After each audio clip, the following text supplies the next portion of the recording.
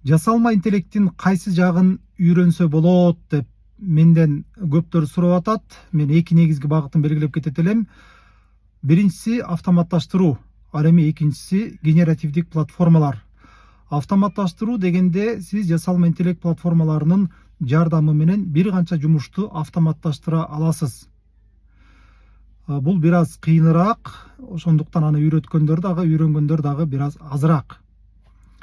Кыйыныраак дегенде анда бир канча жасалма интеллект платформаларын интеграция кылыш керек. Мисалы маалыматты чогултуп бергени башка, аны иштеп чыкканы башка жана жарыялаганы башка.